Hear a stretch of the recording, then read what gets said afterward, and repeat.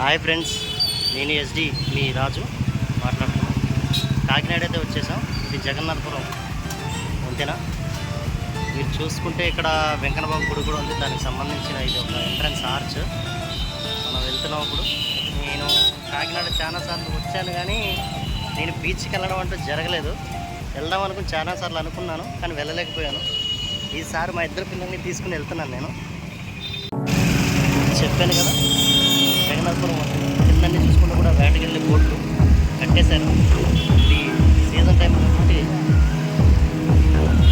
బోట్లన్నీ repair చేసుకుని మళ్ళీ వెళ్తారు. ఇందాక చెప్పాను కదా, వెంకటేశ్వర స్వామి ఆలయం అని.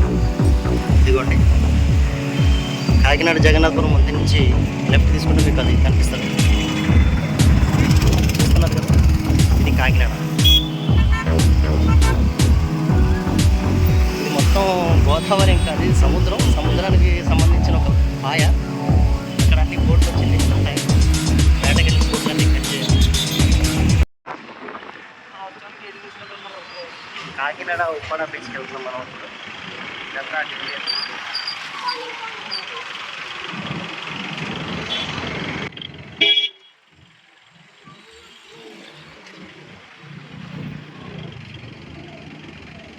పక్కనే చూసుకుంటే మనకి రైల్వే స్టేషన్ కూడా ఉంది. మధ్యాహ్నం టైం అయినా ట్రాఫిక్ ఇక్కడ చాలా హెవీగా ఉంది. ఎందుకంటే ఇక్కడ ట్రాన్స్పోర్ట్ కూడా దగ్గర ఉండడంతో ఇక్కడ హెవీగా లారీ తిరుగుతూ ఉంటుంది.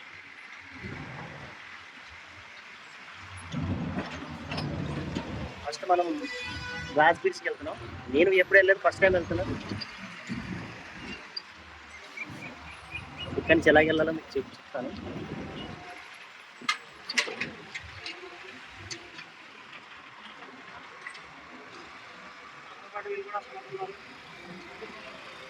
చూస్తారు కదా, ఎదురు బైక్లు వెళ్తున్నా, బైక్ మీద వెళ్ళే వాళ్ళు కూడా గ్లాస్ బీచ్ సందర్శించడానికి వెళ్తున్నారు. అక్కడి నుంచి వెళ్ళి బీచ్లో ఎంజాయ్ చేయడానికి వెళ్తున్నారు.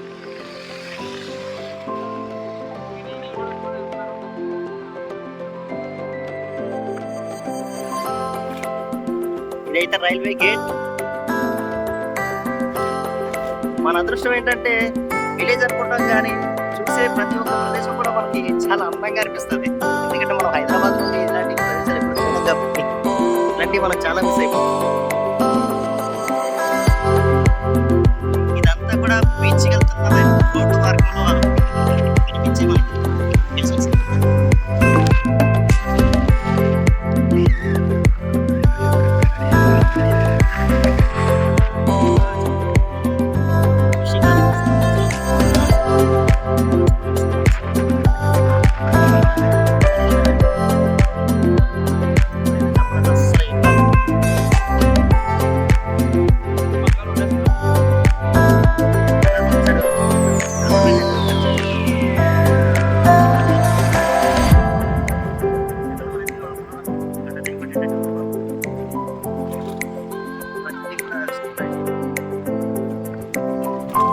సంబంధించిన స్టోరేజ్ కూడా ఉంది.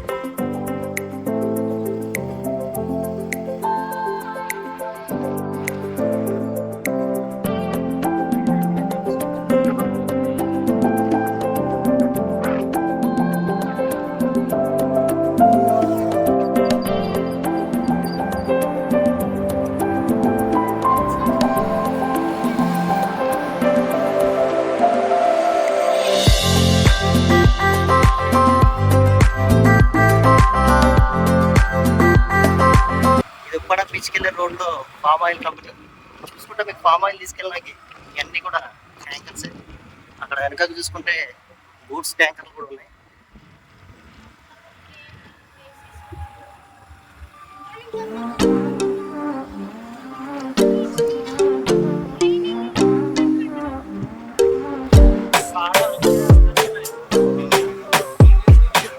వచ్చినప్పుడైతే ఇలా లేదు.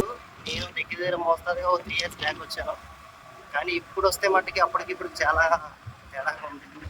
చాలా అభివృద్ధి చెందుతుంది నిజంగా.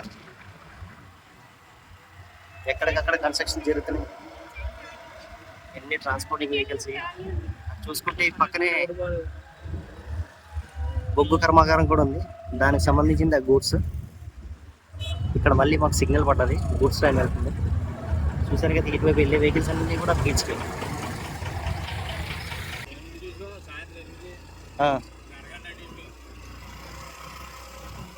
అది ఫ్రెండ్స్ విన్నారు కదా, టైమింగ్స్ అయితే అవి. లోపల చూడడానికి అయితే ఇలా ఉన్నాయి. మరి ఇక్కడ మనం బర్త్డే పార్టీలు కూడా అన్ని చేసుకోవడానికి కూడా ఇక్కడ చాలా కంఫర్ట్గానే ఉంది. లొకేషన్ కూడా చాలా బాగానే ఉంది. కాకపోతే ఇక్కడ నైట్ ఎక్కువ టైం స్టే చేయడానికి లేదు. ఏం చేసినా కానీ మనం ఈవినింగ్ 7:30 వరకే. ఇల్లు అకామిడేషన్ కూడా ఉంది.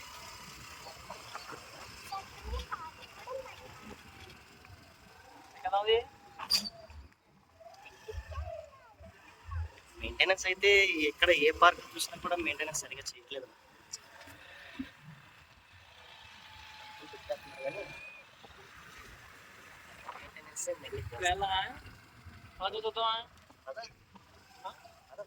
ఏం చూస్తారు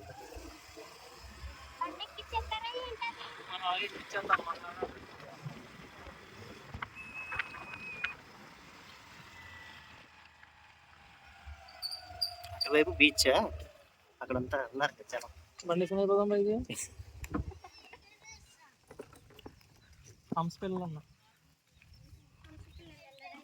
అది బీచ్. ఇలా ఇది కూడా వెళ్ళిపోతుంది. మనం బండి ఇక్కడ వదిలేసి వెళ్ళాలి. బండి ఇక్కడ వదిలేసి వెళ్ళాలి.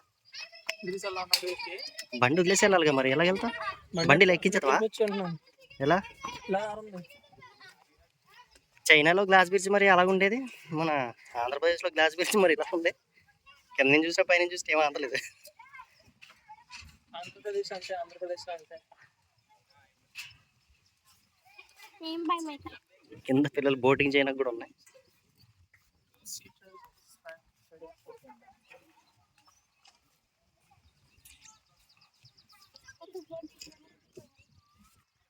కానీ చూస్తే వ్యూ అయితే బాగానే కనిపిస్తుంది.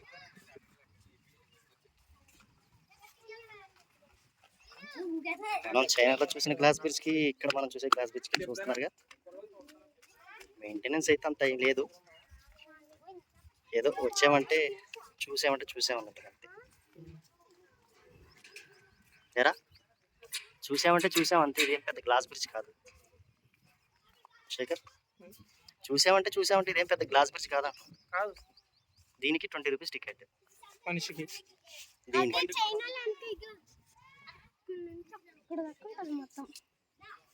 అదిగోండి అక్కడ మనం దూరంగా చూస్తున్నాం, అదే కాకినాడ బీచ్.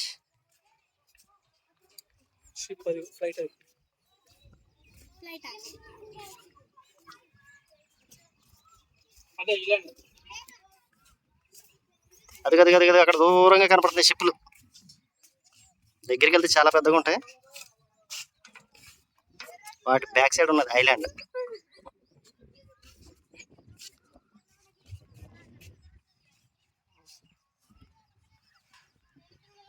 ఇంతకు మించి ఇక్కడ ఏం చూడడానికి లేదు. ఇంకా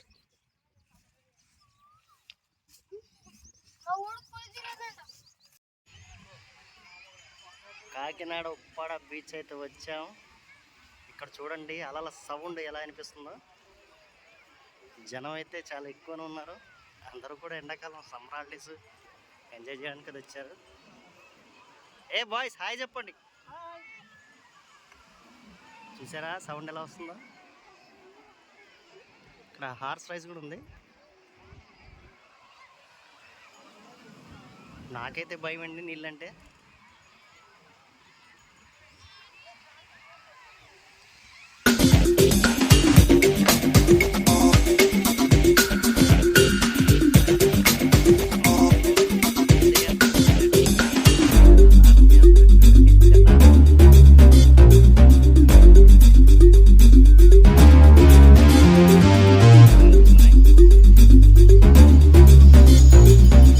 చూపిస్తాను మీకు. ఇదిగోండి